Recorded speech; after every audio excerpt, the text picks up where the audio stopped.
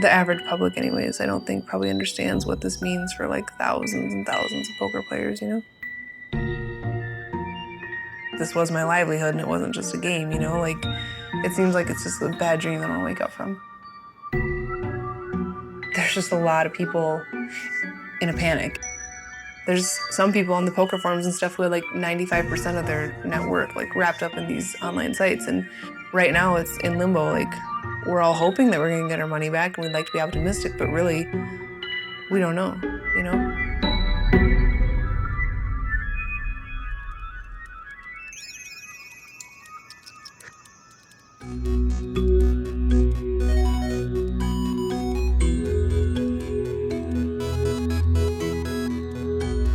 When I found out sitting around on a computer playing cards for a living was something you could actually do, I was like, that's it. That's what I'm gonna do with my life. It's a very interesting game when you think about it. Like, what would you do to prevent me from winning all your money?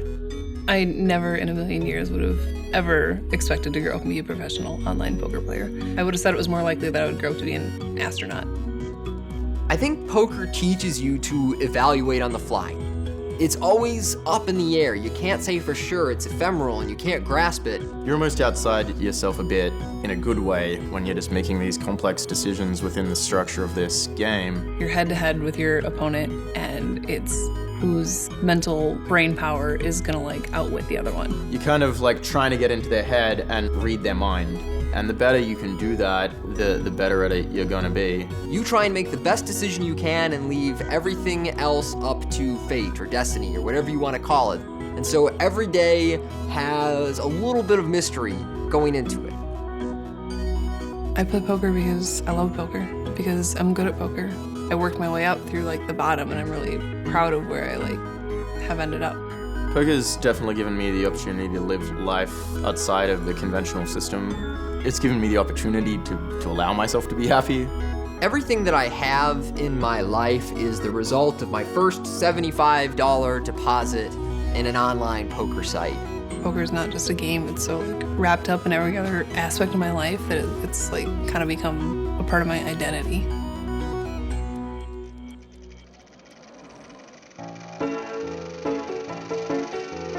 Poker is one of the three really quintessentially American games. It came over here probably in the 1810s as the French game poker, but really became Americanized and really came to define how Americans gamble. Poker is a game that really embodies what this culture is all about. Everyone starts with the background that they've had, the experiences they've had, the knowledge they've had, the skills they have, and they sit down and play a game. America is all about the independent spirit. Just listen to any politician. All they want to talk about is freedom, and individual liberty and choices. Well, that's what poker gives you. There is some luck, but by and large, those who have the most skill, the most knowledge, the most experience in some cases are the ones who are going to go the furthest and win the most. That's the way it is in poker, and that's the way it is in life.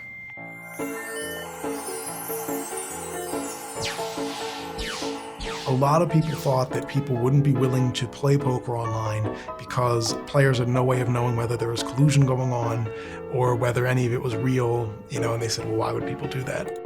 The big question with a lot of online operators and certainly those of its industry were, would this thing last? Is this something that's going to be around 5, 10 years from now? And if it's around, how big will it be? Certainly Chris Moneymaker in 2003 changes everything. Everybody's dream is to win the big tournament. It's just the pinnacle of poker, and there can only be one a year. Helmuth wins the championship. This is the tournament that everybody waits an entire year for. We did it, man! During the 1980s, the tournament actually had very flat numbers. It didn't grow. The 2003 World Series of Poker main event, that's the breaking point.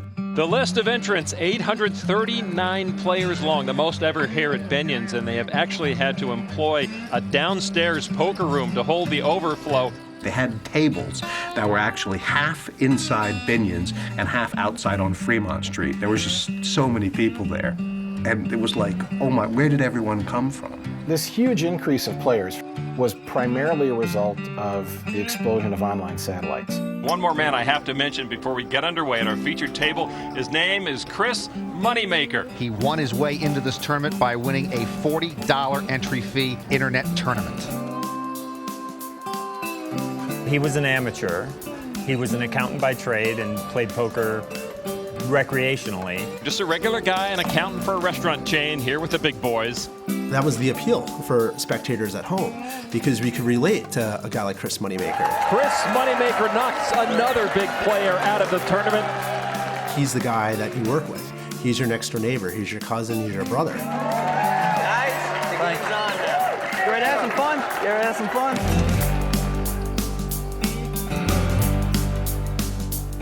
The Chris Moneymaker-Sam Farha matchup is your classic David versus Goliath. You have your underdog, Chris Moneymaker, taking on the proverbial Las Vegas shark. Sammy has the edge. He's a high-action, experienced player. And let's face it, this kid is playing for a big prize for the first time in his life. It's a lot of money, a lot of pressure. That's why you hear in sports, when you go to the championship game, the first time you get there, you usually don't win. Okay, I'll go all in. Let's go. I'll call. Sam Farha goes all in, and Chris Moneymaker's going to call it. And with two pair, Chris Moneymaker, a statistical improbability to win this title at the outset, is now closing in on making it an incredible reality. With a full house, Chris Moneymaker eliminates Sam Farha, and the 27-year-old has stepped out of the virtual poker room, and in a very swift and unlikely manner is atop the poker world. When people saw that, it became somewhat of an American dream, where, wow, the guy's name is Moneymaker, he just turned 40 bucks into $2.5 million, I want that to be me. Suddenly everybody in the country, whether they live close to a casino or not, said, hey, I didn't even know poker was available online. All of these elements came together to make the perfect storm, and online poker just exploded. That was the thing in the past. If you weren't from like Vegas, LA, Atlantic City, a couple other spots, you basically couldn't be a great poker player. And that's really the reason that online poker has done so much, because it made it possible for anyone, anywhere, to become potentially the greatest poker player in the world. That's the Moneymaker effect.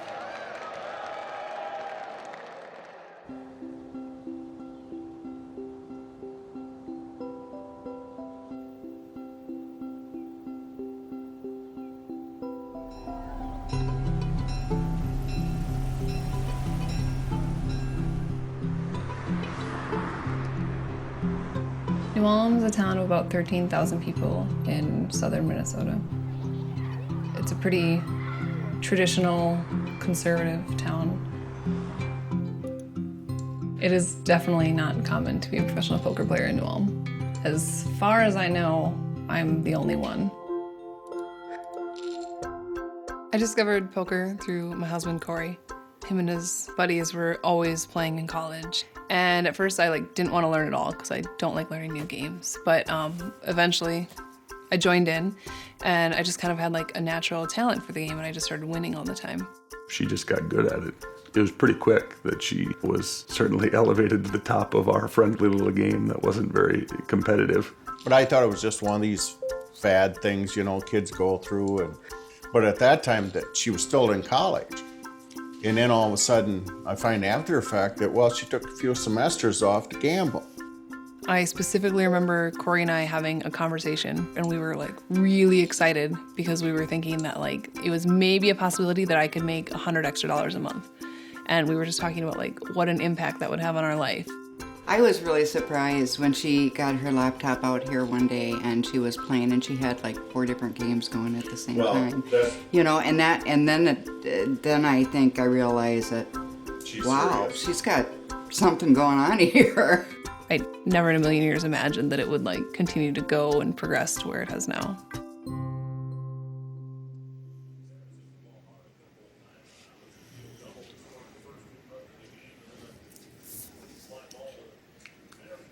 Look at this. It's a bowl of fruit. It's a bowl of fruit. It is. Okay, so are those grapes? Yeah. And that's a blueberry. Oh, and this must be a banana? And that's an apple. What's the green thing? That's a spoon. Poker allows me freedom that other people just don't have through their jobs. I have friends who are tied down to like 9-to-5 jobs, and they have to miss events in their life that would be important to them because they have a job that requires them to be there. And poker allows me to be my own boss, really. I don't have to miss any of life's big events. I've thus far been very, very blessed, and I've been able to be there for all of them. And that's something that just holds a ton of value to me. You think that's apple The jello? freedom that poker allows me to have is just priceless. Nice catch, huh, Dad? Oh, you're gonna eat it.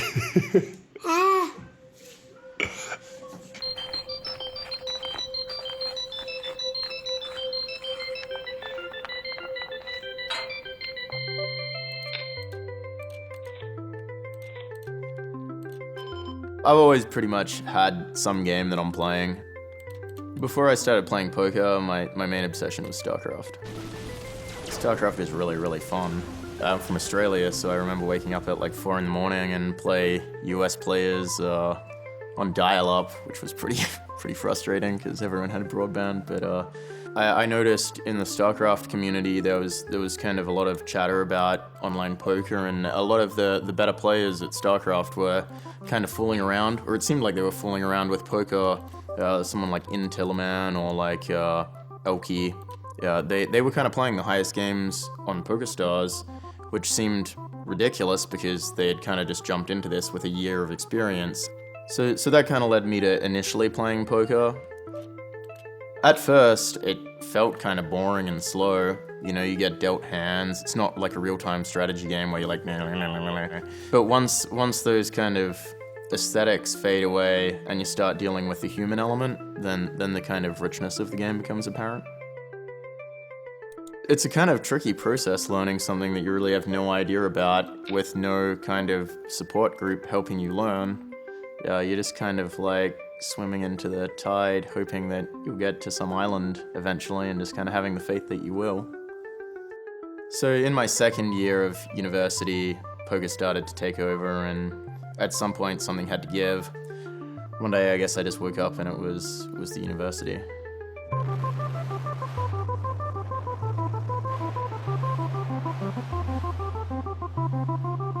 By the time I got to Germany, I remember distinctly sending my brother an email saying like, you know, I'm through taking this as kind of like a middle range thing, like I want to play the biggest games all day, every day, and for the next couple years, pretty much all my ambitions were related to success at poker, and everything else fell to the sidelines and became less important.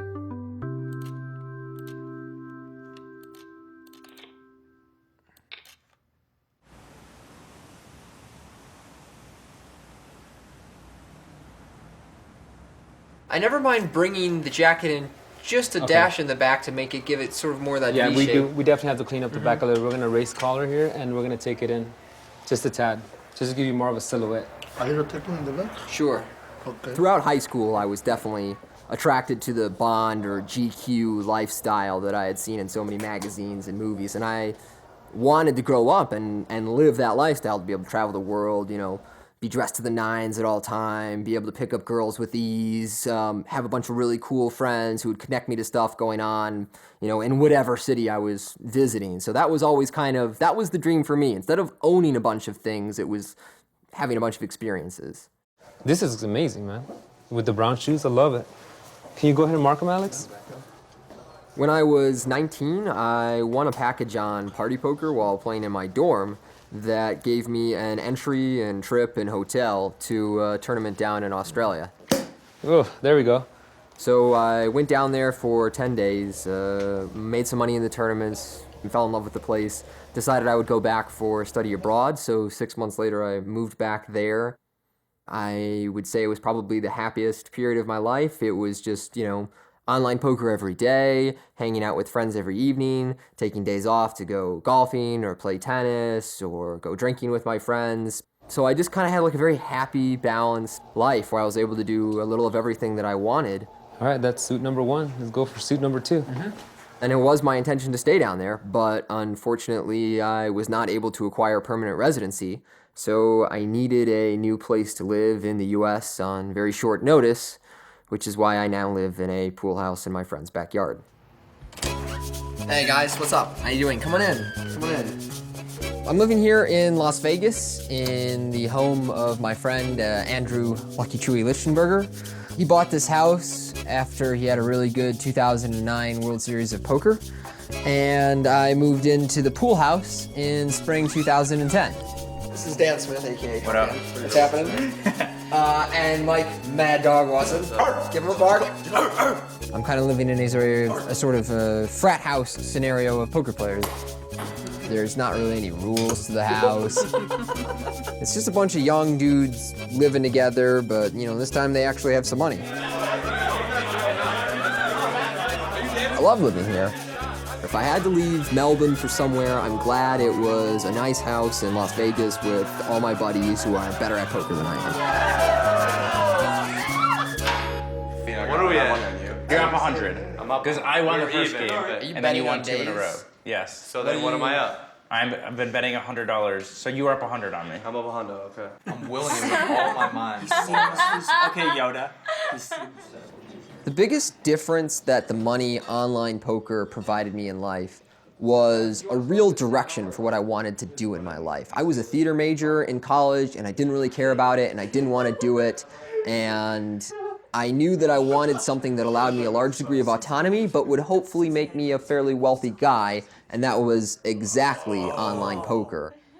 Plus, it allowed me the freedom to be whatever kind of person I wanted to be and hang out with whoever I wanted, so long as you could go home, log on, and play well enough to win. Everything else you did was to your discretion. No. Wow! Yeah! Sorry. You know, Celebrate's not it out. If there are two storms of the modern era in poker, they are as follows. Chris Moneymaker in 2003, winning the World Series of Poker. And the other storm, Mike Sexton, Party Poker, the World Poker Tour. Hi everyone, welcome to the World Poker Tour. We are coming to you aboard Holland America's MS Rhine Dam, home of the largest floating poker game in history. I'm Mike Sexton. And I'm Vince Van Patten, and this is the Party Poker Million. The WPT was the first, really, to try to sell poker as like a tour and a sport. The river is a Not 7. gonna do it. Gus Hansen has won this tournament. I don't think it's hyperbole to say it was a phenomenon. People who would have never thought to watch poker on TV or really even played it that much were just kind of captivated by it. It didn't take long to realize something had happened here, something great. It was hitting the viewing public in a way that it really just absolutely resonated.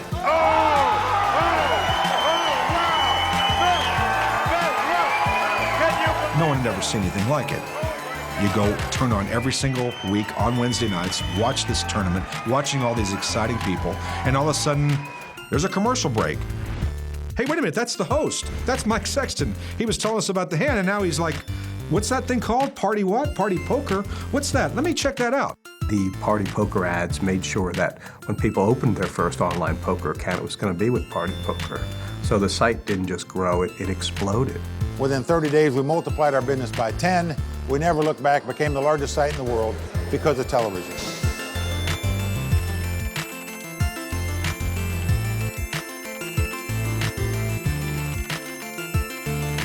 '03 to '06 was like the party poker era and the birth of modern online poker, and the money was just easy. I do know that when I was making a lot of money at one point in time, I was looking up how to buy an island on eBay. I do know that was a real thing. I actually tried to figure out, there are islands for sale on eBay, or there were at the time. I mean, it was a goldmine for a while. There was just so many games running and just so many recreational players. Like, there was no reason for anybody to even, like, survey the competition. I was really bad back then, and I was making so much money because people were just clueless. There were so many games, you could play so many hands, and the games were just that easy. I don't know any point in history where young people with little to no education could learn something simple about a game and then just print money at it. That just basically provide a lot of people the opportunity for lifetime financial security at a very early age with minimal sacrifice.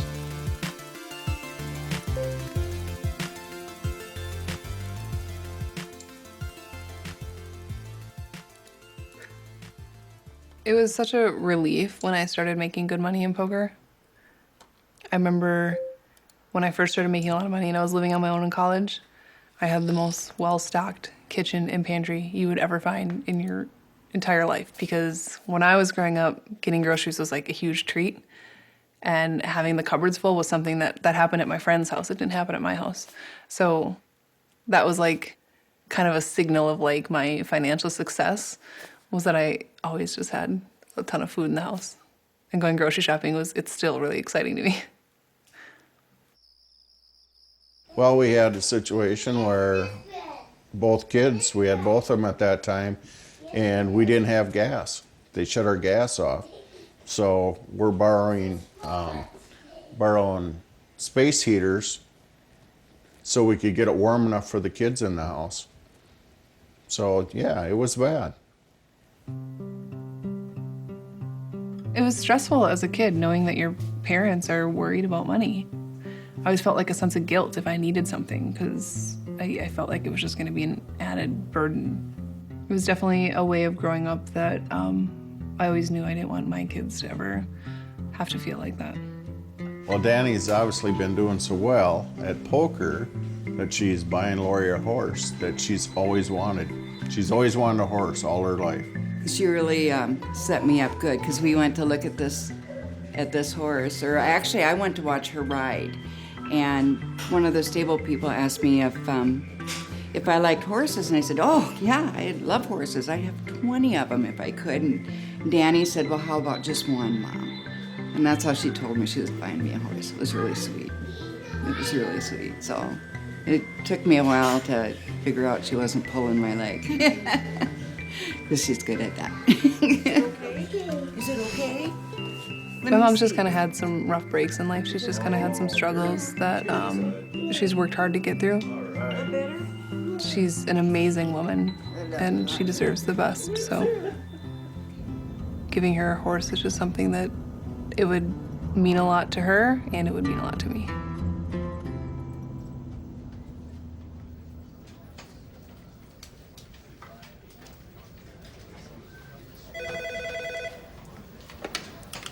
Thank you for calling Poker Royalty. This is Brittany. How may I direct your call? My name is Brian Balsbaugh, and I am the founder of a poker talent agency called Poker Royalty. Poker Royalty is an agency that specializes in the poker industry. So we represent the best poker players in the world for sponsorships and licensing and endorsement deals and personal appearances and things like that. Basically, any way they can make money as celebrities away from the poker table. No one knew anything really about poker players prior to 2003. And now all of a sudden, you're seeing these guys who travel around the world. They live this kind of maverick independent lifestyle. They're playing pots for hundreds of thousands of dollars. They're winning $1 million. And the backstories were so interesting and fantastic that they were almost made up characters, playing out in real life. The idea of Poker Royalty came to me one day while I was watching poker on television.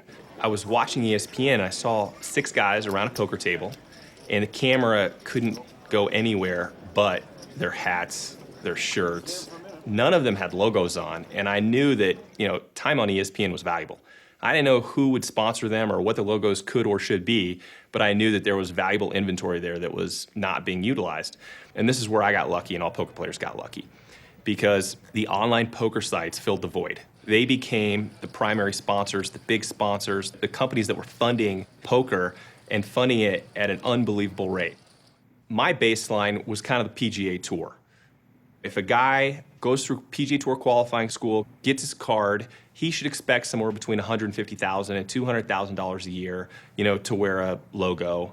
So originally I started asking for that amount of money, and we started getting it right away.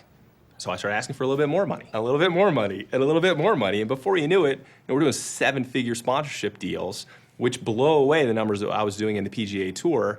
And as the boom hit, so did my business.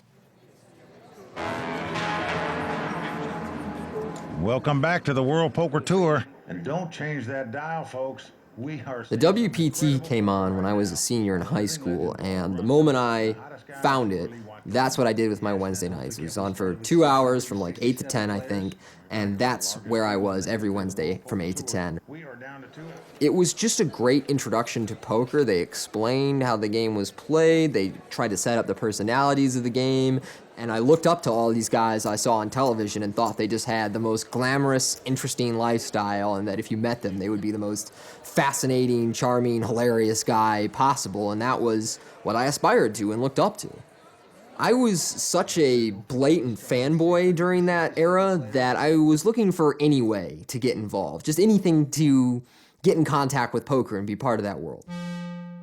Sean Gibson, Poker News Daily, here with two of the stalwarts of the poker industry, Mike Sexton, Vince Van Patten. You guys are here. This is like I'm on American Idol. I mean, we're here for the raw deal. We got people just off the street, people flying from all over trying out for this new segment. This is a huge opportunity for just about anyone who loves poker. Well, it really is, and we're seeing all kinds of people try out for this role, honestly. Welcome back to the World Poker Tour. This is a brand new segment we like to call the Raw Deal. Ship it, Phil. Jam them. These chips should have left skid marks there. Andy, you play like a donkey, hee-haw, and you get the prize. We engaged in extensive search. We had open auditions. We had auditions online. We're looking for a character that's going to be opposite of us, who's not afraid to scream out there, "What a moron, what an idiot. How could this guy ever make it to the final table?" This was a very risky decision. This could have been, quite frankly, a disaster. Tell us your name and where you're from. My name is Tony Dunst. I currently reside in Las Vegas, and I play poker for a living. When I saw the audition form for what they were looking for, I jumped at the idea because I was like, that's me. They want a guy to act as I naturally act. If I see another professional poker player acting like they're too cool for school, I have no qualms about calling them out. What they did for the first audition was show you a clip where at a final table at the Bay 101, Andy Seth and Phil Hellmuth get it in blind versus blind with Andy Seth's ace jack versus Phil Hellmuth's pocket queens. Andy hits an ace on the river. Phil like walks off the table and then he like crumples over into the fetal position and is just like having a Phil moment, whatever the hell that is. So when they did that audition, the line I came up with was, I like to think of Phil Hellmuth as a clown in the literal sense, and that he is a man who will behave without dignity for a set fee, which I suppose you could also call a and seeing as that Phil was on his knees at the time, I'll allow you to make up your own mind. And you know, I felt like that was probably the line that stuck out a little bit, that I was willing to take some gambles in the interview process and say some, what I felt like was the kind of outlandish things they were looking for. So the next day they called me while I was in the airport and said, we would like to offer you a job. So here we are.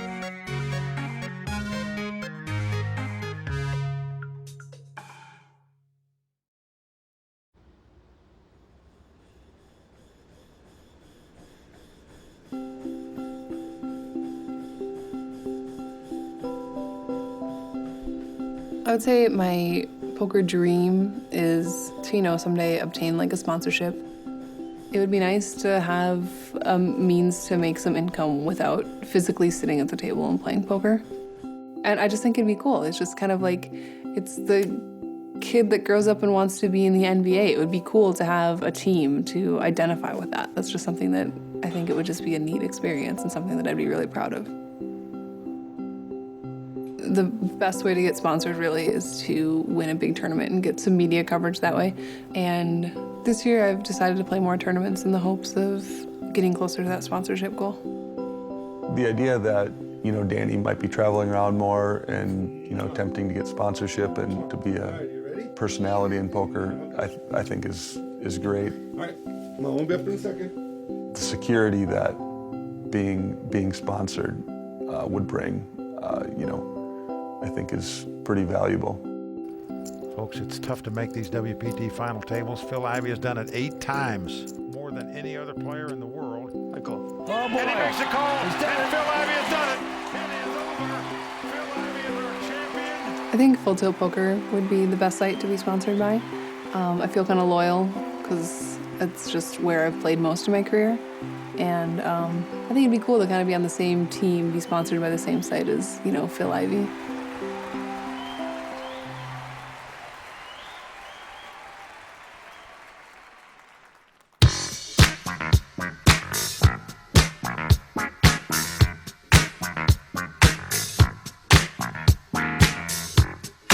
The thing they did hands down better than anybody else at the beginning was marketing. Full Tilt's marketing campaign just looked Madison Avenue. This was play with the pros. We are the best. It was Team Full Tilt. These were the big guys.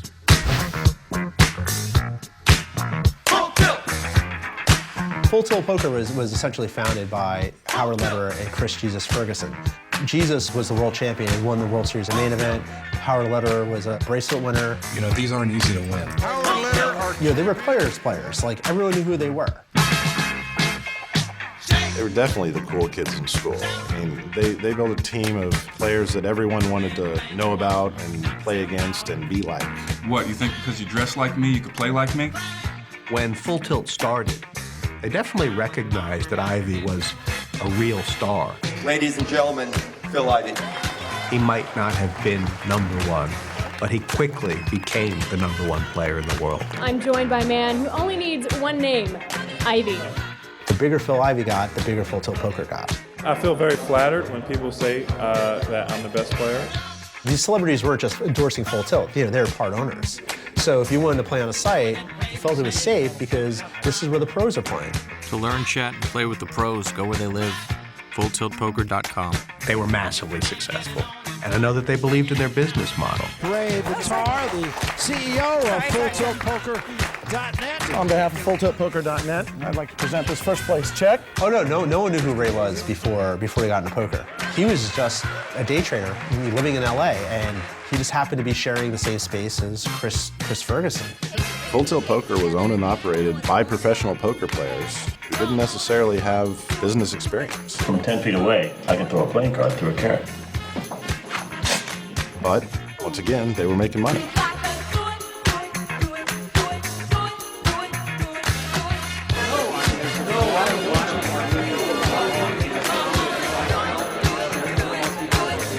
Very excited. Always thrilled when I can play poker. Not only that, playing poker for a charity, for a good cause is fantastic. How have you felt so far about your new role on the World Poker Tour? I feel great about it. It's quite a shock and everything. I mean, it all happened very, very quickly for me, and you know, I've barely been living in this country that long, and they offered me a job. So what's your strategy, given the structure of the field, the craziness? My intention is to get drunk and see where it takes me. Yeah. I'm Mike Sexton. On behalf of myself, Vince Van Patten, Kimberly Lansing, Tony Dunst, and the Royal Flush Girls, we want to welcome you to the most fun event on the World Poker Tour, the WPT Invitational. Hello, how you doing? Don, right? Tony, nice to meet you. Hey, Don. Hey, man. Good to see you again, too. It's pretty surreal to be attending this event, working for the WPT and mingling with some mainstream celebrities as well as these poker celebrities who, you know, maybe even months earlier had no idea who I was, and now I'm very much a part of the fabric of the poker community. There you go, man. Thank you. No sweat. It's just weird how it works out. So do you go to all the tournaments? No, not yet. They've only got me contracted for the West Coast stuff, Las Vegas, and the event in Indiana. Whether that is extended in the following years and they want me all over the States, over to Europe, things like that, yet to be seen. I guess it kind of depends on how the season goes for the WPT, what the reception is like for the segment, but I have no experience being a professional at anything. I've spent 8 years without a responsibility or obligation in the world. And, you know, as much as I appreciate all this and I love the fact that they actually gave me a shot at being a real person again, I have no idea what I'm doing.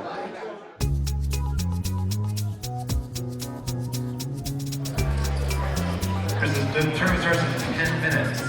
Players starts in 10 minutes. Dealers, make sure you have seats 5 and 9 and 12. The players start showing up for 9 seats. We're going to put those chips out. I'm at Commerce Casino. I'm going to play the LAPC and the 10K main event. I'm late right now. I'm like 20 minutes late, but that's all right. I like showing up late anyways, because I don't like being sitting at the table while everybody walks up. It just makes me nervous. The vote starts in seat number 1. The blinds are 1,500. Please shuffle up and deal. Hi. Is that your number, the one you called me with? Yeah. To have on my phone. What was your name? Noel? Noel. Nice to meet you. I'm Danielle. Thanks. You got Full Tilt, poker, it's just kind of getting me a rake back deal, so I just get some extra rake back. So it's not a sponsorship, but it's just more so something that I think it's at least developing a relationship with them, and hopefully it can lead to something more in the future that would be pretty sweet. So.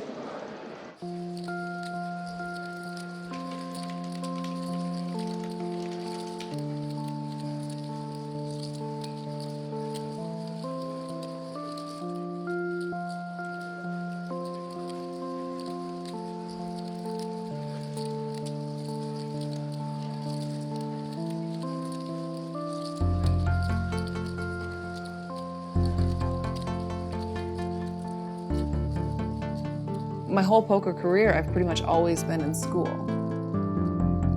So I've never really fully given poker my attention. And I think I just want to know what I can do. Obtaining a sponsorship for me is more of like a confirmation of my achievements. It's somebody else like affirming that, yeah, I've proven myself as a poker player. And I think I like the idea of that.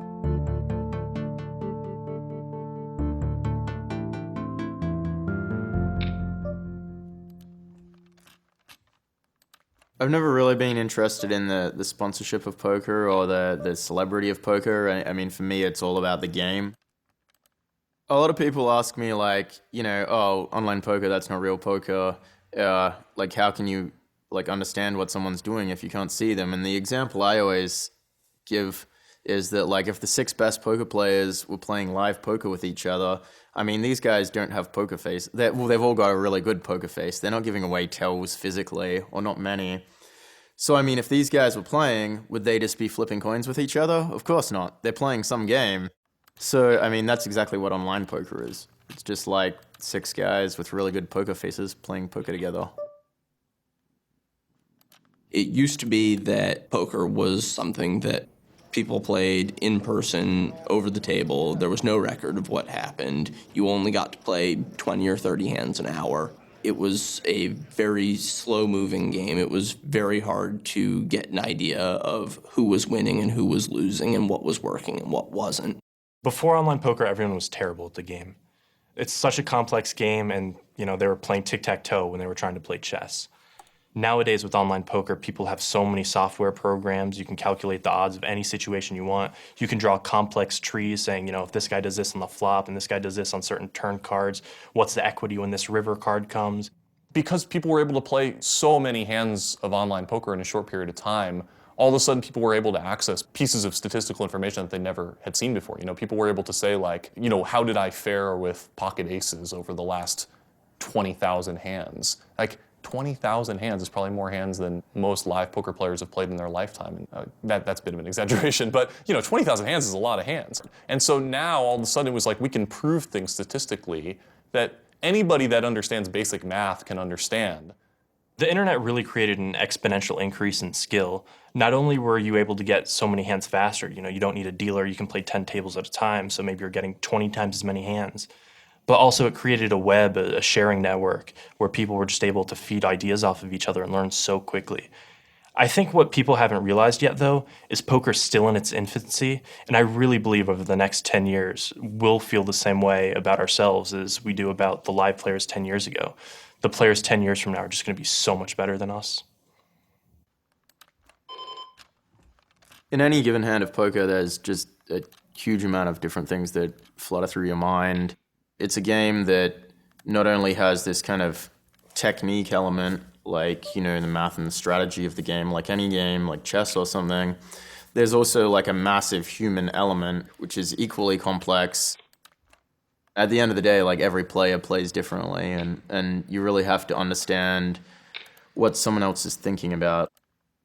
It's really like a mind-reading trick.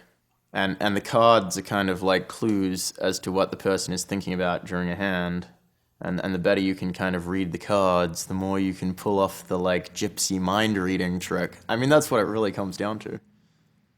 So I'm playing 40-80 no limit hold'em Heads up. I had $35,000 in front of me. Effective stacks are about 450 big blinds. I'm on the button with pocket tens. I raised tens on the button to 240. He pots it to 720. He was 3-betting something around 22%. Definitely the play right here is to call. The flop comes out ace 10 7 all clubs. When that 10 comes on the flop, it's just a monster flop for you. There's about $1,400 in the pot, and he bets $800. It's on the smaller side. This board texture, it's a little bit suspicious. Because of that, I decided to call. Turns the 8 of spades. Now my opponent checks. I take that as a sign of him giving up. Could mean he's giving up, could mean he's trapping us. Pot's about 3,000, I bet about 2,600. And he check raises me to 10,800. You can have a weak ace, you can have any pair between King, tens and King, aces. Jack, Queen, Jack with one club. I have 10 cards that could give me a full house. 23% of the time we're going to also improve do to a hand that he some outs basically and implied can't. odds. So I call. In the river comes a king. River's the king of spades. And he shoves for basically pot. Jams. It's an absurdly big bet. He knows that he's only representing very strong king high flush, queen high flush, or a bluff. The math says to call here. If I'm not calling 30%, He bet $800 40%, for just won't put that 1,400. much Does he money believe in it's the pot. not a super strong hand? so I'd probably make the call with pocket tens.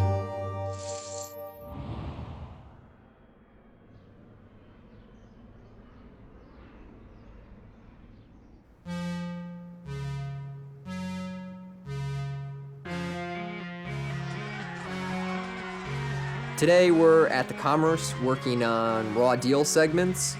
Usually my producers just email me some files, take a look at those, and then write my own segments. Hey everyone, I'm here with Tony Dunst, the new host of The Raw Deal. Please tell us what that entails. Well, Julio, what's going to happen is I'm going to pop up once or twice an episode and really just get a moment to speak on whatever I'd like to about, probably about the strategy of a hand that we just witnessed, or perhaps something that's going on in the episode as far as players' conduct, behavior, and what's going on in poker in general. Now you have a blog on Card Player. You're known for telling it like it is. Are you going to do the same on the show? I certainly hope so, and I've been encouraged to do precisely that.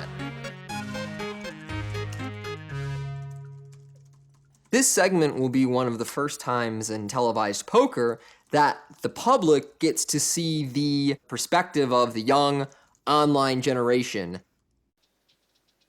I feel a little pressure because I want my generation of players to respect what I put out there, and I want to make us look good, make us look like we're the ones that really know what's going on with poker. So I want to be an appropriate ambassador. I want to make, my friends and the guys who grew up teaching me poker look smart.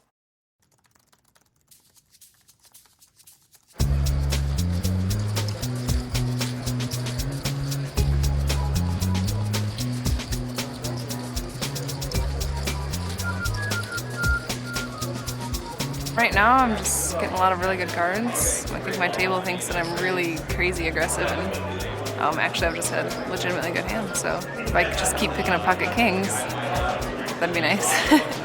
I think I'm right now at about 110, 115K. Danielle Anderson here on day 3 of the LAPC. We're at 126 players now. Okay. You're one of them. Yes. Extremely, short stacked right I now. was extremely short stack. I just doubled up. So yeah. And you said you Little got better. lucky. Tell us about that. Well, I was real short, and it was pretty much the first semi-decent hand I'd had that somebody hadn't opened the pot. So I had Jack 10, and I shoved, got snap called by somebody I thought for sure he had a big hand. But he had pocket 8, so we were racing. I was pretty happy with that. And I hit a 10 on the river, so nice little double up for me. Yeah, so what Gives do me you a got little now? bit of breathing room. At about 89K or something like that. good. So, yeah, Good. a little bit of room. The last time we spoke, it was at Borgata, or that was Yeah. the first time. It wasn't Yeah. too long ago, back in September, and you really felt like a newbie, and well, you were. Yeah. And now it's so different. I mean, you know everyone, and it's just how does it feel? It's fun. I feel like I'm, it's like a nice transition into the tournament world. It's nice to recognize people and see familiar faces, and I've kind of made some friends. So even when I'm traveling alone, I have people to talk to and hang out with. Well, continue the good luck. Thanks. And you're okay now. Yeah, I got a little more breathing room than I had, so I'm feeling pretty good. Chip in a chair, right? Exactly. Or 89,000. Yeah, whatever. Thank you. Thanks much. It's good seeing you. You too.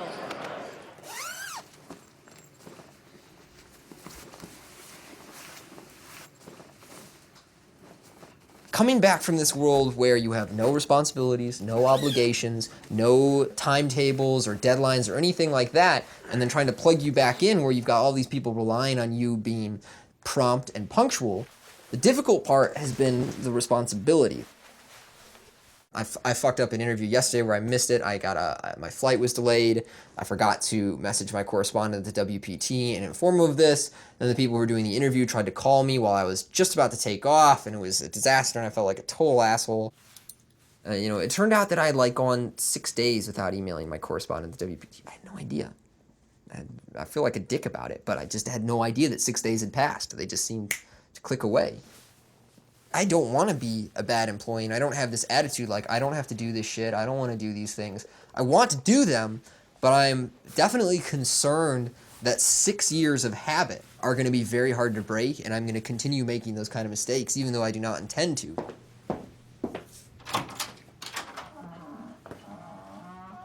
I am not sure to what degree of trouble I am in currently.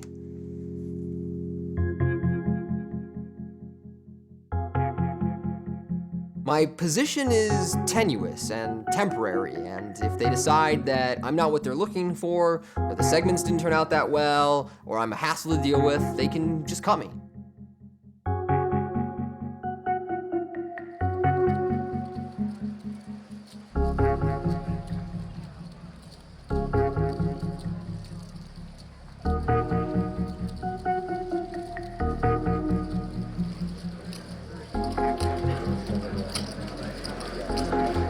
Registration is now open for the high roll. Registration open for the high roll. And now, 25,100. Oh. Fuck my life.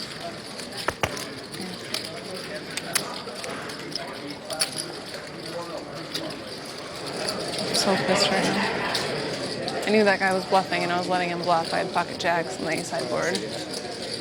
I knew he was. I was just gonna let him keep bluffing at me because I knew he was just gonna keep firing at me. Fuck my life. Players in 2 minutes, we are changing off the $100 chip. $100 chips come off in 2 minutes. If one player start buying 12 of those chips, we'll do a longer break. We're gonna have a break in 2 minutes, and we're changing out all the $100 chips. Give me 1,000.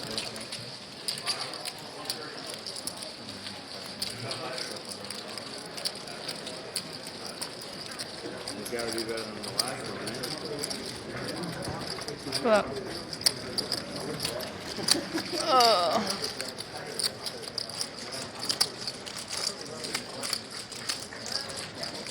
It's a rough flop.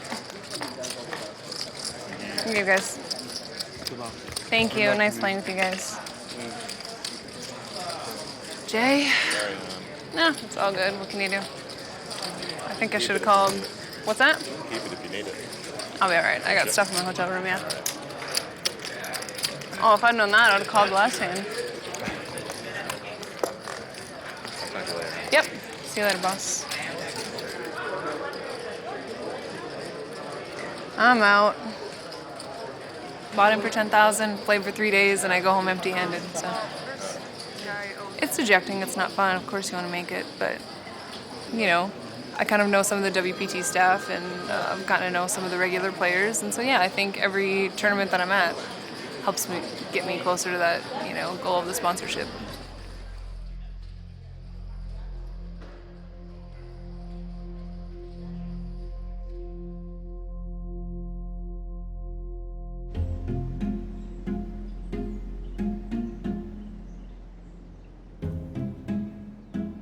Most of the people in Washington, D.C. don't have any interest in gambling whatsoever. Gambling is a state issue, not a federal issue. That's why you can have Utah and Nevada share a border and completely different laws on gambling. But the operators are in other countries. So it was unclear whether internet poker was really legal or illegal, and even if it was illegal, who could do anything about it? The Department of Justice hated internet poker, but they did not have the weapons they need to close it down. You gotta have a defendant who is physically present in the United States, and you need a good statute that makes an activity illegal. They didn't have the statute. The best they could use was the Wire Act. which is a statute passed in 1961 designed to go after telegraph wires for horse races.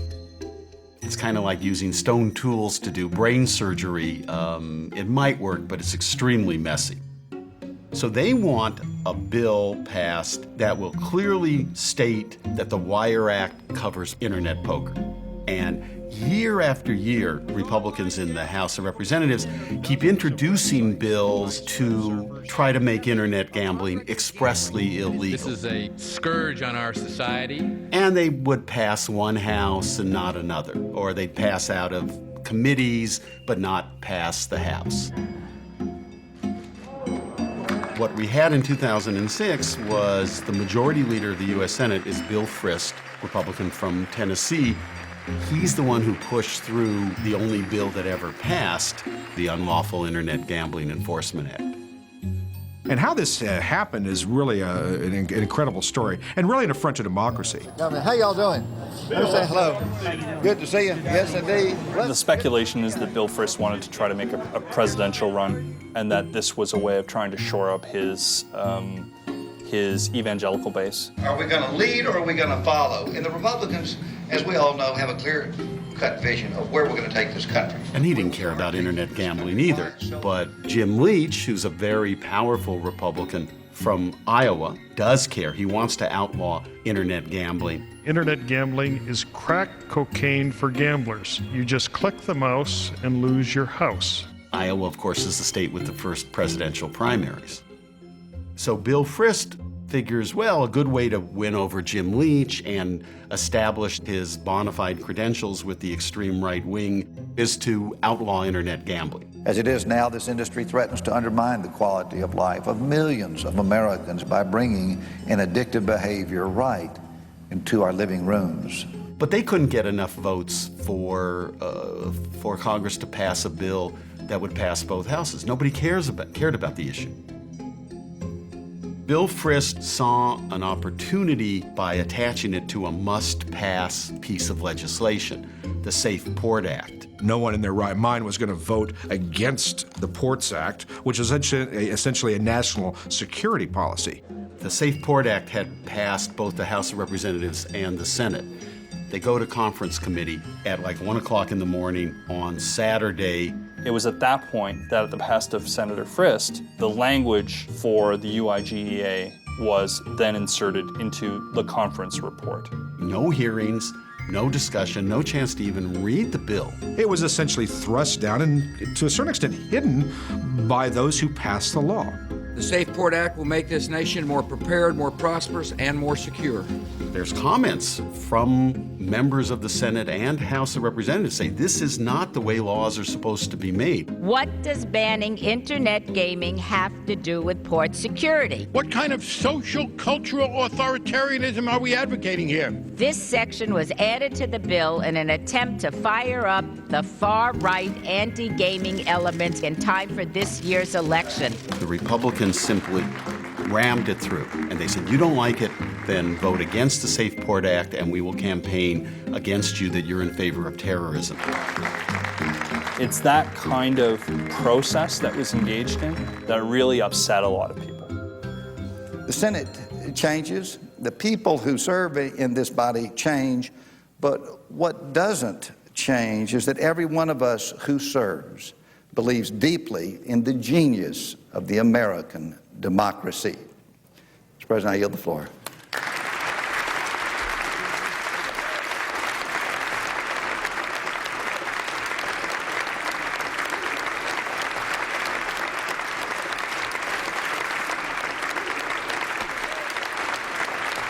The UIGEA does only two things. It made it a crime to accept money for illegal gambling, and then it was supposed to create regulations that would prevent payment processors, banks, and others from sending money from the U.S. to operators. The processing from players to operators and then operators back to players to pay their winnings is the lifeblood of the business. UIGEA was an attempt to sever that. It became harder and harder for Americans to simply get their money to a site. So the payment processors, the middlemen, the e-wallets, filled that void. The financial industry in response to the UIGEA became much riskier and as a result much more expensive and much more creative in terms of how they would process transactions for the internet poker operators. When the UIGEA hit, every online poker site serving US customers had a big decision to make. Were they going to leave the market, or were they going to push their luck and stay in the market? Party Poker, who was the biggest site in the world at the time, chose to leave the market, while PokerStars and Full Tilt chose to stay. Keep in mind, Party Poker was the industry leader. The world's largest online poker site essentially says, we are leaving the United States market. That's a remarkable thing. Party Poker was a publicly traded company. They have to answer to shareholders. They have commerce regulations they have to follow. PokerStars and Full Tilt, private ownership. They just have to decide whether or not personally they want to take the risk. There was a risk, but there was also a huge reward.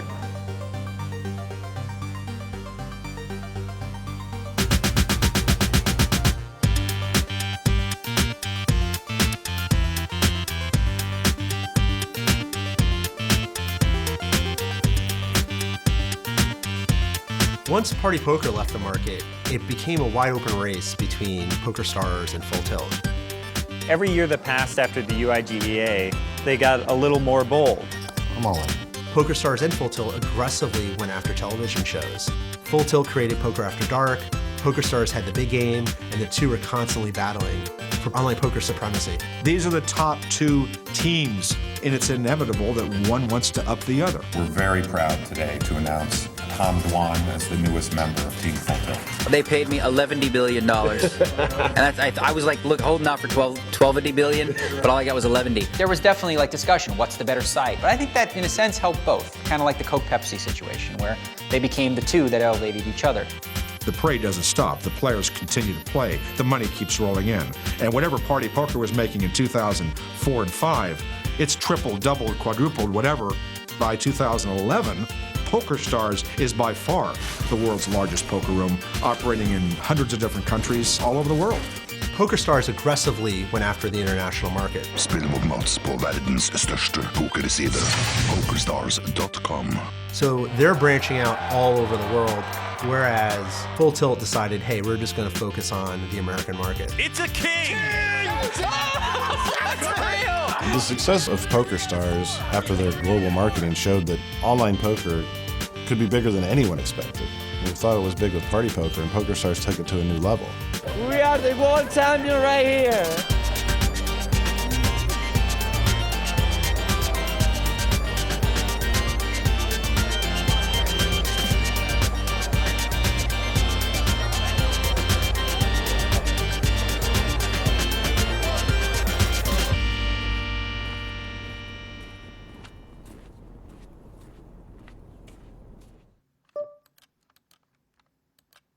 With the passing of the UIGA, there was a noticeable kind of shift in like what started popping up on your online tables. I mean, you started finding that rather than having like 3 out of 6 players be professional players, maybe 5 out of 6 were professionals, and the 6th guy was actually pretty good.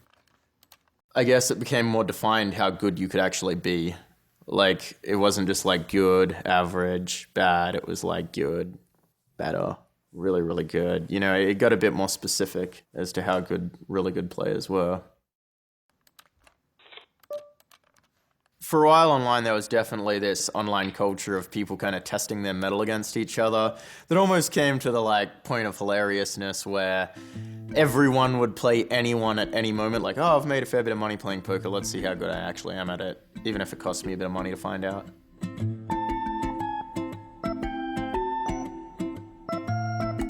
People just want to play the biggest stakes there is. They wake up in the morning and they're like, I want to play the biggest stakes poker there is. And some amount of those people want to play bigger stakes than there has been. It sort of happened overnight. At Full Tilt Poker became, the epicenter for the biggest cash games online. The nosebleed games, as they call them, were just amazing. You've never even imagined that games could be this big on the internet. For a while, there were a bunch of 500,000 no-limit hold'em ring games, and millions changed hands between the biggest winners and losers. Nobody could believe this was real money. These were bigger than most of the big live games.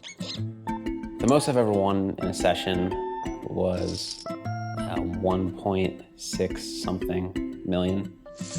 It's tough to play nosebleeds exclusively for a living because the swings are just massive. When online poker started having games so high stakes that you could lose $500,000 in a single session, it was just a fan's wet dream. It sort of created the circus-like atmosphere where people wanted just to log on to Full Tilt just to watch.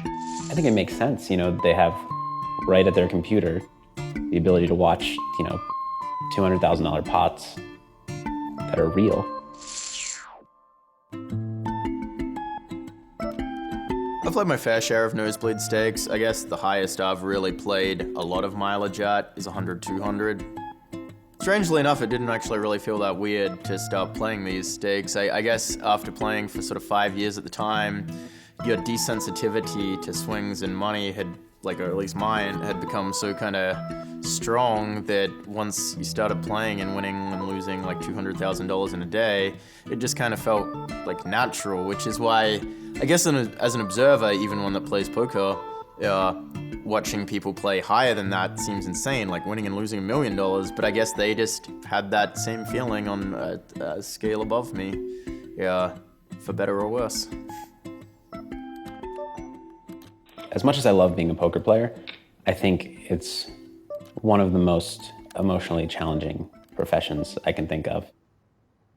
Obviously, everybody has stress at work, but a poker player can actually lose money at work and can lose money at work for months at a time, for a whole year. Well, the main psychological challenge the poker player is faced with is just that, you know, a lot of the time you just lose a lot of money and you lose constantly. Like, there's no professional poker player who hasn't had at least one or maybe two just demoralizing long losing stretches where the cards aren't running well for you, and then you lose your confidence, and then you have to figure out whether or not you're playing well. And the problem with poker is that a lot of times your results don't actually correlate with your skill over like a given month, let's say. So you can be playing really, really well and losing money, and it's not as if you know you're playing really well because there's so much uncertainty, you know? When you go through a downswing as a poker player, the difficult part is not the money you lost. The difficult part is that it makes you question your ability to make money in the future. So if I go on a $800,000 downswing, what's tough is not the $800,000 I lost. I mean, it's tough. What's tough is, what if I can't beat this game anymore? What if I can't beat it for as much as I could have? And now my, over the next 10 years, expectation of making $20 million or whatever it is, I lost that. Even when it's obvious, even when it should be obvious that, you know, you just got unlucky, it doesn't matter. Everyone will question themselves. They'll say, maybe I'm just not that good. Maybe the last 3 years have just been, you know, a fluke. You know, maybe I should have been losing all this time and I just got lucky and now the reality is just setting in. And it can be very hard to, you know, break away from that and remain objective. You're always being tested, always. For most people, online poker and poker in general tends to be better suited for part-time players, not professionals, because the added stress of having a family life or having children can often be the tipping point for people to really struggle mentally with some of the highs and lows of the game.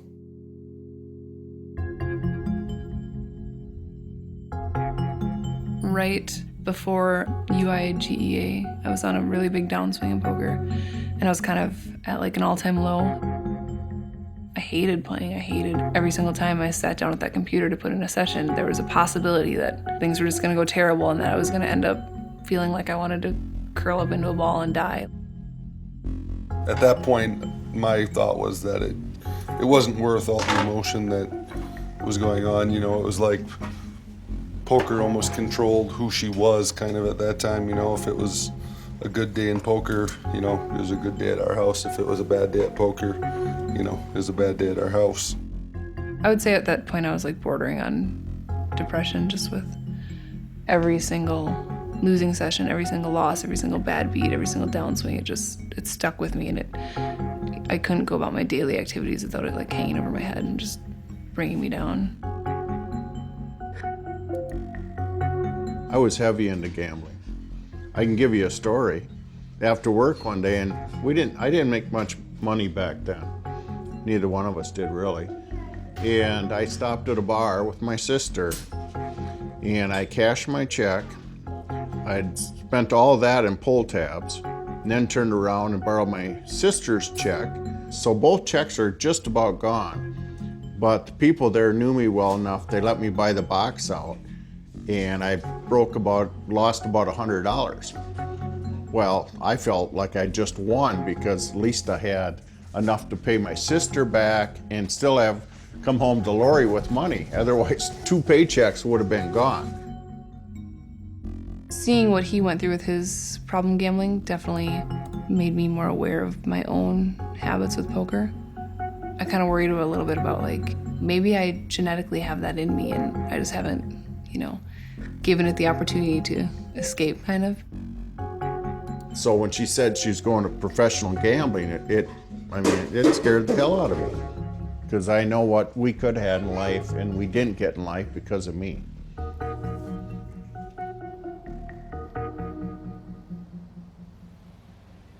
Probably one of the biggest things that changed was more when Danny got pregnant with Easton, is when she made a big commitment to, controlling her emotions. Hi. Hi. I missed you today. How are you? When I got pregnant with Easton, that was a huge turning point in my poker career. It just gave me just so much more drive and devotion to, to being responsible. It was different when she was pregnant because she didn't have that choice to be able to react emotionally because she knew that it affected our family and that it would affect Easton. Now I can sit here and be doing something across the room and, I'll ask her how our session went and lost 5,000 or something like that, and I didn't notice. Everything was going great, but I kind of felt like I just wanted to make sure that I had a backup plan and that I had something to fall back on. So I decided to go back to school. Once she got the RN, then I relaxed because it was like, all right, you're a professional poker player, but you also don't rely on that the rest of your life. You have something to fall back on. I think that's important. Now I just have all the confidence in the world of her.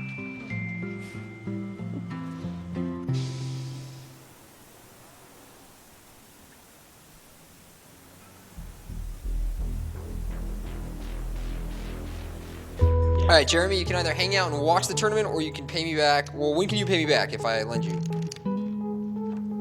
Maybe I'll just hang out and watch. What's that? Okay, that's fine. That's fine. We are gonna watch the premiere of The Raw Deal on the World Poker Tour and just kind of hang out, play a little blind man's bluff poker, and I don't know, just relax, enjoy. What are you doing? This is a handicap. This is not fair. I got a dog's ass in my face. Yeah, I think my friends will tell me if they think it sucks. Well, the crowd all is this good? I can bet. Hands down, it's no limit. It's no limit. Very good. It's very bad. I wouldn't say that I'm nervous, but I am excited to see how it turns out because it took a couple of goes to get this right. And yeah, I'm just curious how it will turn out and what people's reactions will be. That's cool. Yeah. I got the ace out though. I was like, yeah. I was gonna crack his spot off. You got too many chips on you. You just gotta keep them honest. This season on the WPT, we have a new feature which brings you Fewer than 5. commentary from one of the brightest young minds in the game in a segment we call The this may Raw be it. Deal.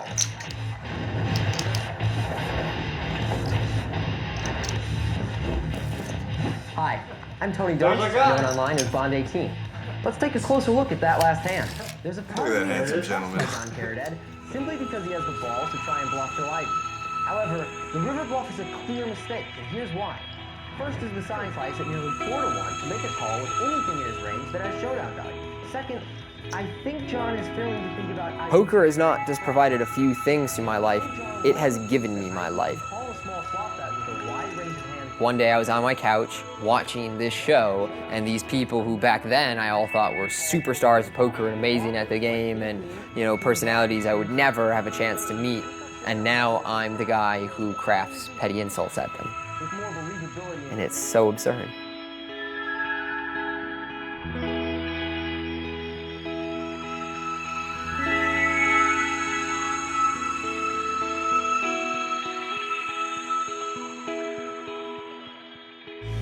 This is Dixie.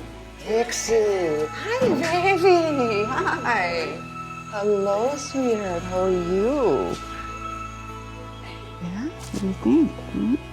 It's just surreal to me that Danny is buying me this horse because it's something that I never thought would happen. I never thought I'd be able to have a horse again, and if it wasn't for Danny and for her poker plan, it never would have happened.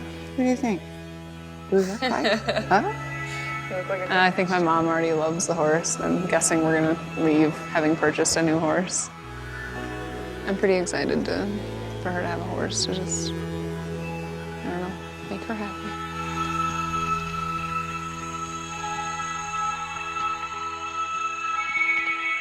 I play poker because I love poker, because I'm good at poker.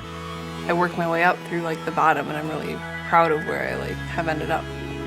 When I found out sitting around on a computer playing cards for a living was something you could actually do, I was like, that's it. That's what I'm gonna do with my life. Poker's definitely given me the opportunity to live life outside of the conventional system. It's given me the opportunity to allow myself to be happy. Poker is not just a game, it's so wrapped up in every other aspect of my life that it's kind of become a part of my identity.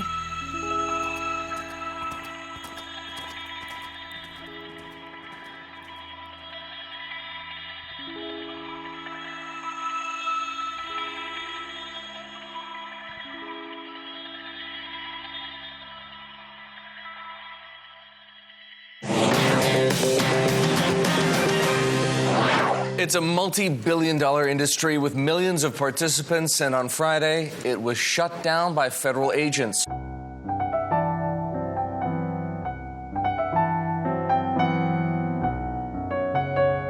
FBI seized the domain names of PokerStars, Full Tilt Poker, and Absolute Poker, and prosecutors charged 11 people with fraud, money laundering, and illegal gambling. We'd heard rumors of the skies falling plenty of times, but this time it really felt like it was. Sites were shut down, people's funds were frozen. The DOJ and federal government issued statements saying, basically it's over, guys. Now, with charges of bank fraud and money laundering, it's clear that the focus of the prosecutor's case is on payments. The federal government alleges that individuals lied to U.S. banks by setting up false businesses to act as conduits for internet gaming payments, being disguised as something else, miscoding transactions. The sites to get money from the players in the United States to them and vice versa had to be lying to the banks. There's no doubt that that was going on. The federal government seized money all over the world, and they froze the accounts of all the players. For players that relied on online poker as their main source of income, all of a sudden, the tap is gone. There's essentially panic. It's like 1929 and run on the bank. People are, get my money. I need to get my 500. I need to get my 5,000. I mean, there's really a run on the bank and a panic. And the entire poker world essentially blows up. This is a declaration of war by the United States against these companies. The sites were stamped with the official seals of the FBI and the Department of Justice. I mean, that's intimidating shit. One day you're an online poker player and the next day you're an outlaw. People were wondering if they would ever get their money back, and nobody knew these answers. Their money was gone, their jobs were gone, everyone was lost. The entire poker world will remember April 15th, 2011. The United States of America was the biggest market. It was the most lucrative market, and it was the one that all of the sites wanted to target. It's gone now. It's completely gone.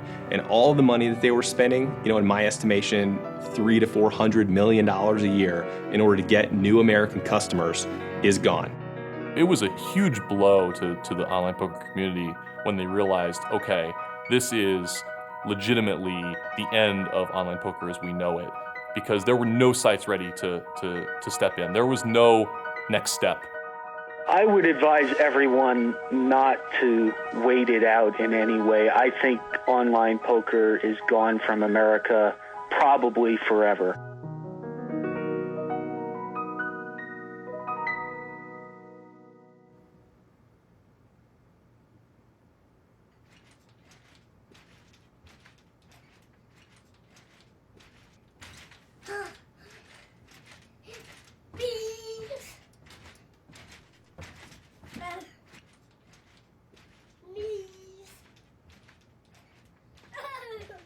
At first, I was just kind of like, oh, people might be overreacting a little bit, you know?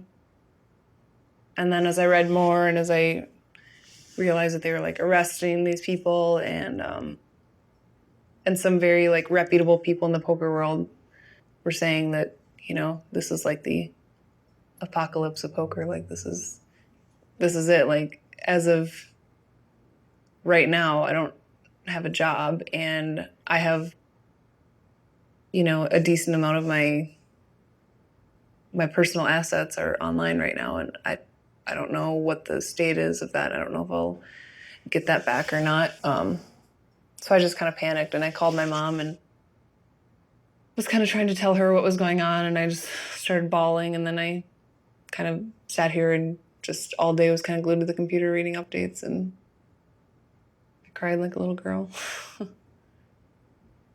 The average public anyways, I don't think probably understands what this means for like thousands and thousands of poker players, you know?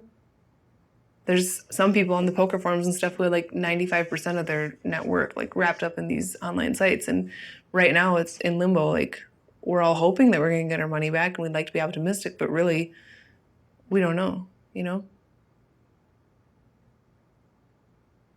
I think like the hardest part of this is that like my goals are like gone. Like I'm not gonna get the chance to even like, I don't even get the chance to accomplish my goals, you know? Because a lot of my life goals were just tied up in poker. And poker is what I was best at, you know? It's like I derive like a lot of my like pride and a lot of my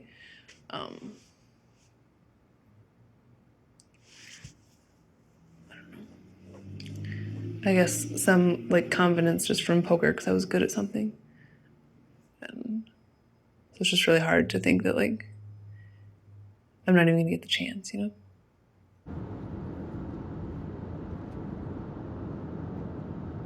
You are my sunshine, my only sunshine. You make me happy, the skies are great. You never know, mommy, how much I love you. Please don't take my sunshine away.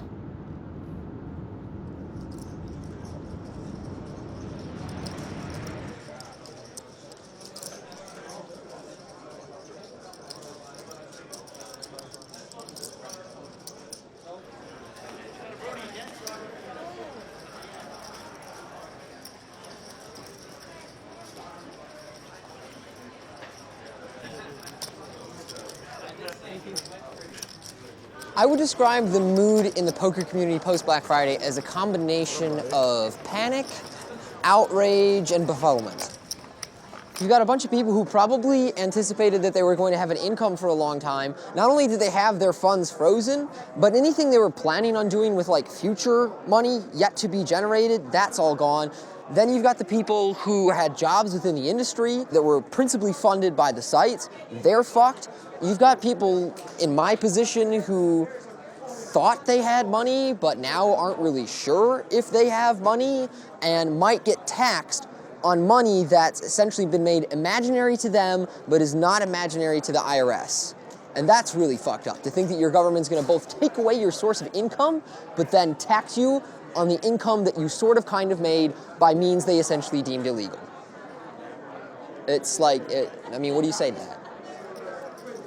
If going back to Australia was truly a viable possibility for me, then of course I would consider it. But right now I've got a very good thing going on with the World Poker Tour. I love my job.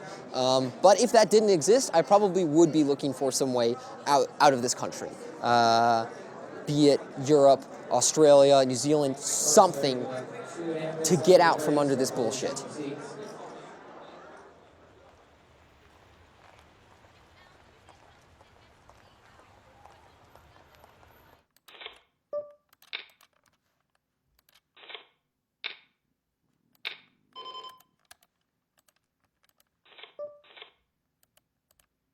As a Canadian living in Montreal, Black Friday didn't originally have like a large impact on my day-to-day life. You know, I woke up in the morning and played the same games I was always playing. It was kind of funny not to see some of the faces I'd always seen, but, you know, the games were actually... I found them a lot more fun at first because they were all European players I was playing with, and there tends to be a kind of subtle difference in how people play the game across the Atlantic. It's a little confusing to me that the country that has the hit song, "You Gotta Know When to Hold 'Em, Know When to Fold 'Em," would ban online poker. Like, it's just a very American game, and it ties in positively, I think, with a lot of the things that Americans consider, like a lot of the ideology that Americans consider important, like the idea that anyone has a shot given that they work hard and they have the aptitude to get where they want to go, that life is a meritocracy. Poker is kind of like a great form where those kind of ideologies are expressed. I think a lot of people had basically written off their money. There's just this real kind of misanthropic kind of poker mindset towards it, where people just didn't think they were getting paid back, and there's a lot of talk of, you know, the sky is falling and such. The big news of the week, we got to get to right away. PokerStars and Full Tilt Poker both signed deals, Adam, with the DOJ for the sole purpose of allowing U.S. players to cash out their balances. I'm happy to announce that PokerStars will be processing cash outs very, very soon. The best case scenario is Tuesday. A couple weeks after Black Friday, PokerStars actually paid back all the players, so I think people were pretty happy about that, even if there was some anxiety about, you know, the economy as a whole.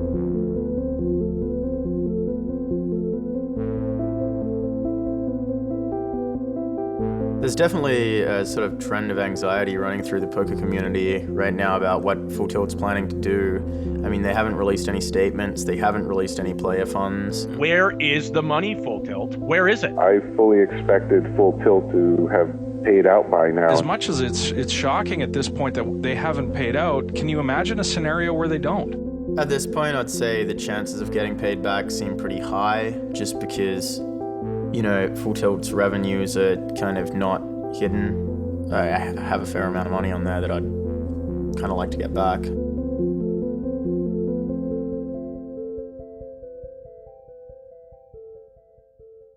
After Black Friday happened, I felt like people weren't actually getting the story, and I felt like there was a lot of important stuff that was happening. You know, hundreds of millions of dollars were at stake, and people's livelihoods were at stake, and nobody knew what was going on.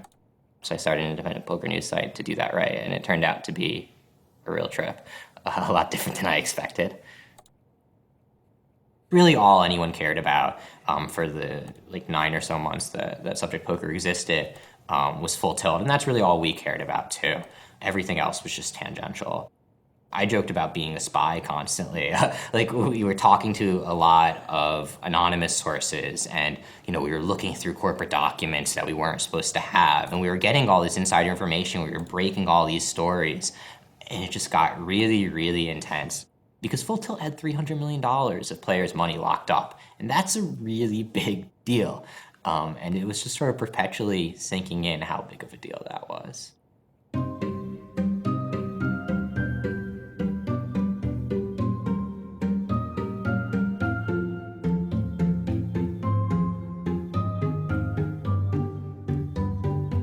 Full Tilt lost money in a lot of dumb ways. There was the $128 million shortfall, which was quite remarkable. And the DOJ did in fact seize about $159 million from the company. But by far the largest way that money flowed out of Full Tilt was by distributions.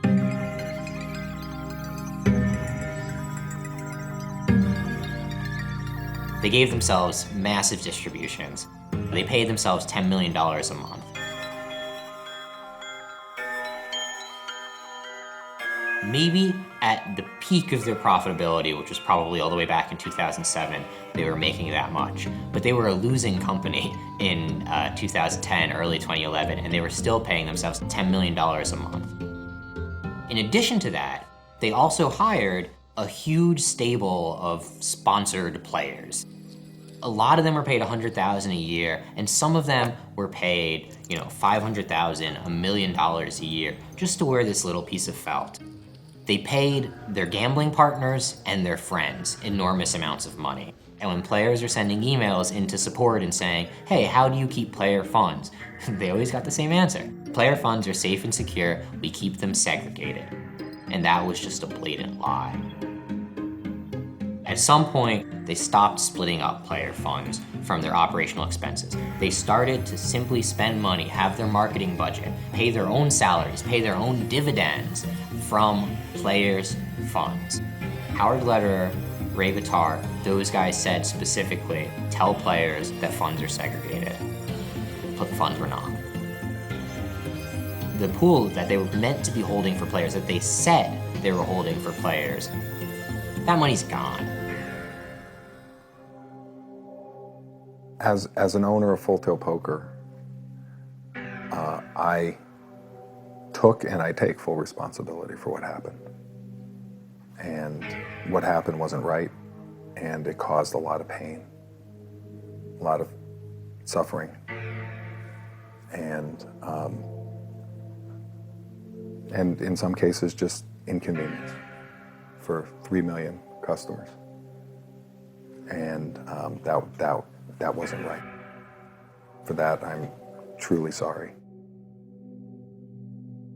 A big part of what made poker really appealing back in 2003 when this big boom started were these celebrities.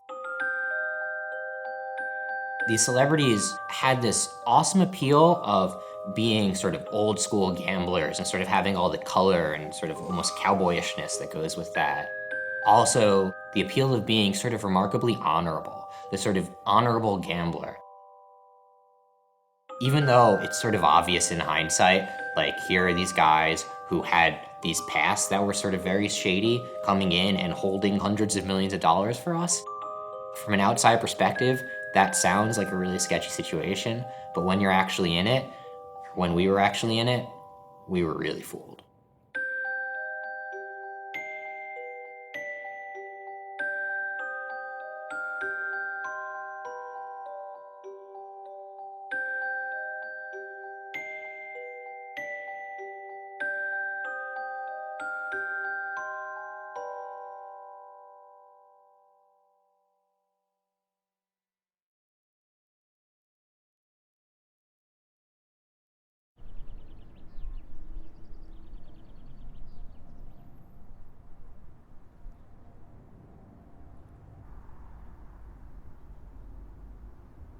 As a result of Black Friday, all the boys that were living here realized that without online poker available to them, there wasn't much point in being here in the United States. So they all moved abroad, mostly to Canada. That's where Chewy, Aaron, and Dan ended up, all in Toronto. And as a result, the house has been empty since. It's odd because it is so large, and I don't actually live in the physical house itself. I live out the back, so every day I walk into this just empty, silent house that's not even quite mine. My money on Full Tilt is essentially in a state of limbo. I try and stay well-read on the issue to see what's going to happen, but there's so much hearsay.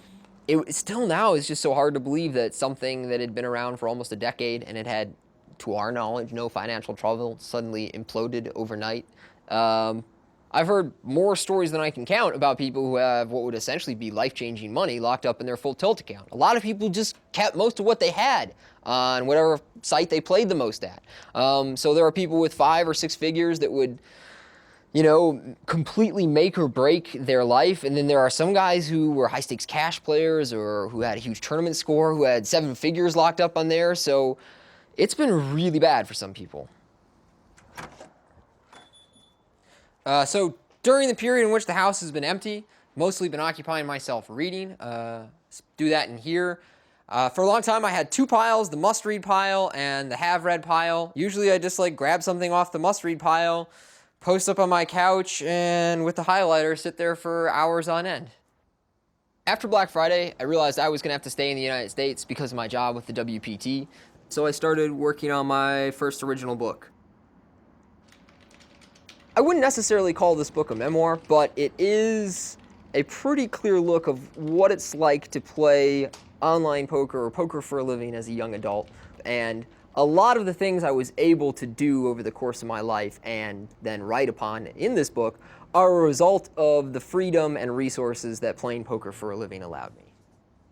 It's been a great ride. What can you say? Like, it was an awful lot of fun, and I still think there is some money to be made in poker, but the poker of my memories and young adulthood, best I can tell, is over.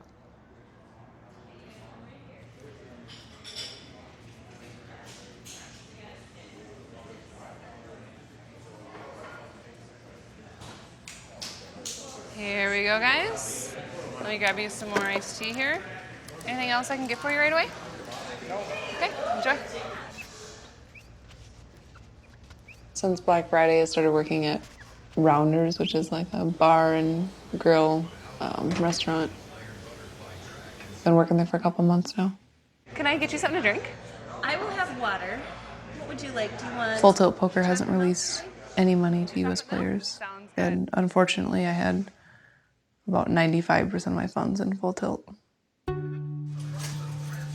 I don't know that I have it in me to start from ground zero again. It's just such a grind and it's so hard, and I just don't know that I have it in me to do that anymore. You guys need a little bit, or? For so long, a lot of our life plans and goals were wrapped up in that, and it's really hard to just, in the blink of an eye, change everything and alter your path. Now that it's settled in a little bit since Black Friday, I think the biggest thing that hurts is just the dream is kind of gone, and the progress of what she was, working towards and really, really good at. It's not that she failed at it, somebody just took it away and said, it's done. That's hard for me, as the husband, to sit there and I don't have an answer, I can't, there's nothing I can do to make it better. So that's probably what hurts the most.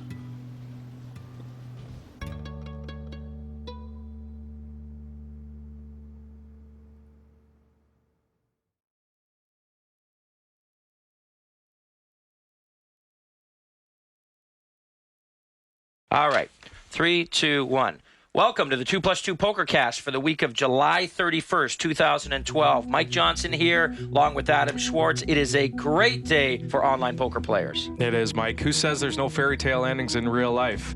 Yeah, dust off the champagne bottles. Here's the story. A $700 million deal has been struck with the DOJ that will settle all civil charges between online poker giants, PokerStars, and Full Tilt Poker. And are you ready for this? The twist in this, PokerStars will acquire the assets of their former rival, Full Tilt Poker, from the DOJ, with the plan to relaunch the disgraced Full Tilt Poker Room later this year. This is massive. It really is. The best news of all is that the players who have had money stuck online, stuck at Full Tilt Poker since April of 2011, they're going to get that back. $300 million. Over $300 million.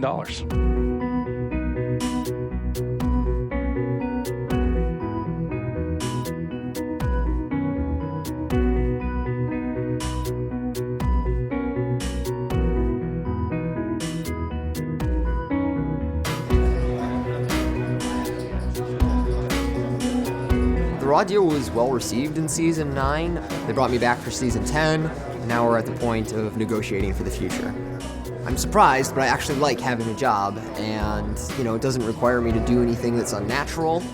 For the most part, I show up and I meet people and I talk about poker, and I wear a suit and smile, and it's not, terribly hard, so what's not to like?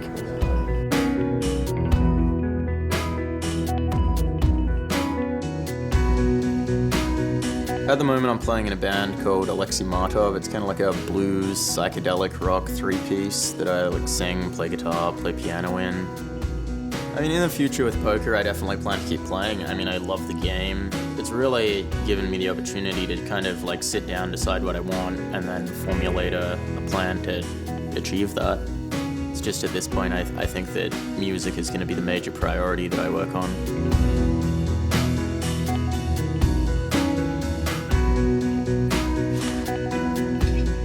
Since Black Friday, I've been traveling back and forth to LA. I go to the Commerce Casino to play live poker. Usually I'm home for like 6 weeks, and then I go out there for about 7 to 10 days, and then I come home and do the same thing. So, all right, I'll be home soon, but okay? Okay, Mom. Okay, I love you. One more hug. I really realized how much poker means to me and how much I do love playing poker. And I now know that playing poker for a living is something that I definitely want to continue doing for as long as I can. And I guess if that means I have to continue flying across the country to play live poker, that's what I'll do. Bye, buddy. Bye, Mommy.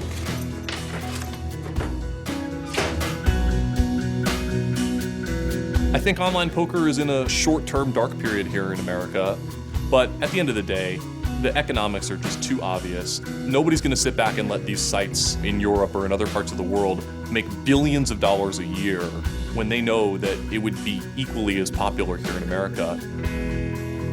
Will online poker eventually become legalized? Will it be regulated? Will this create an impetus to change and to quit ignoring this action as though it doesn't exist? It does exist. It will always exist. Gambling and poker playing will always be part of society and our culture.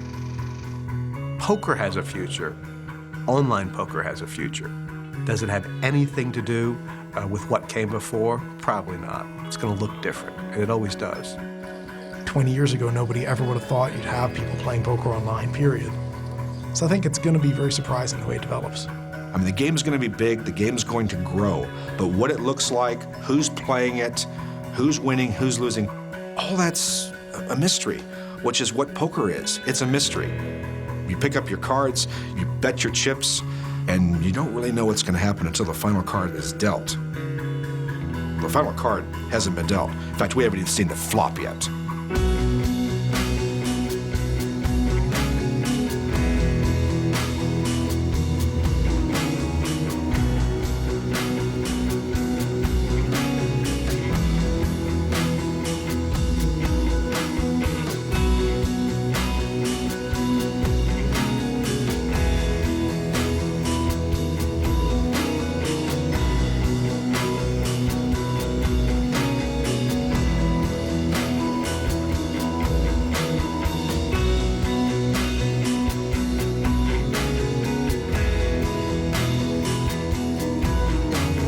UltimatePoker.com is pleased to announce that the wait is over. We are now live and dealing online poker in the state of Nevada. Ultimate Poker is proud of this historic moment as the first trusted and legal online poker company to have real money poker in the United States.